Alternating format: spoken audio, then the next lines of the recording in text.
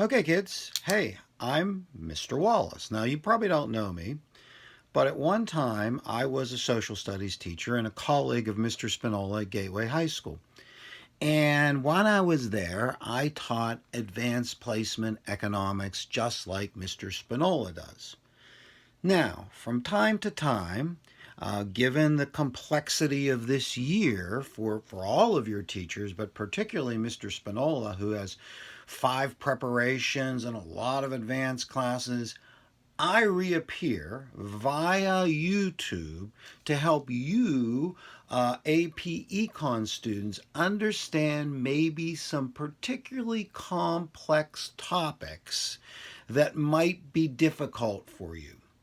So, this is the first time, and I hope it won't be the last. I'm coming to you from my home office in Pitcairn, Pennsylvania. And today, what I wanted to talk with you a little bit about is cost and more generally, the behavior of firms. And that's what you guys are doing now. You might not recognize it, but what you're talking about in economics, in microeconomics, is the behavior of firms, businesses.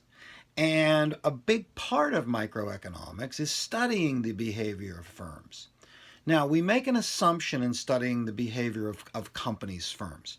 And the assumption that we make may or may not be true, but it's an assumption that economists make, and that is that firms are profit maximizers. In other words, the only thing that motivates a business for economic principle theory purposes is profit maximization, right? So what they want to do is maximize their profits. Now, you may think about this a little bit and say, well, gee, I don't know, is that true? Do all firms really only want to maximize profits? What about when they give money to charities and things like that? Is that maximizing profits? What about when they try to be good corporate citizens? Is that maximizing profits? And you could argue maybe that firms don't always do that. But in economics, what we are just going to simply assume, right, is that that's what they do. That the whole theory of the firm is based on the idea that firms are profit maximizers. And for the most part, this generalization tends to hold true. Now, that takes us to the next question. How are profits defined if that's the primary motivation for firms?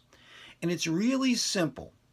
Profits for firms are defined as total revenue, all the revenue that comes into the firm from all sources, minus total costs. So if you take all the revenue and you minus the cost, what you're left with is profit. Okay, that seems simple enough, right? That we take all the revenue and we calculate all the cost and we subtract it. It seems simple enough, but if you have a firm, really, this is what accountants do. Accountants count the revenue. This is why they call them accountants. They count the revenue and they count the cost and they report the profits back to the ownership and the management of the firm, right? So I mean, if you think about it, people get college degrees, master's degrees in accounting.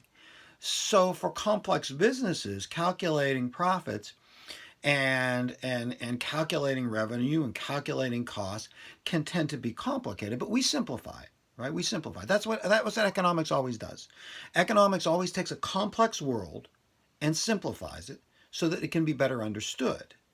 So when we talk about revenues, to simplify total revenues, which would be all the revenue coming into the firm, we just say that revenue ultimately is the price of everything the firm sells times the quantity of everything the firm sells. So write this down on a piece of paper.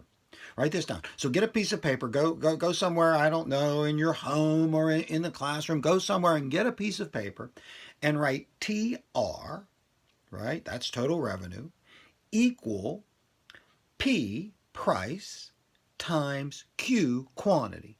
So TR equal P times Q, right?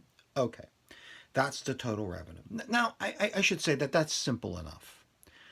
In this chapter that you're working in, you're going to be working in the next part, total costs. And that's all the costs that the firm incurs in conducting their business. right? So total cost is just that, all the costs that the firm is incurring.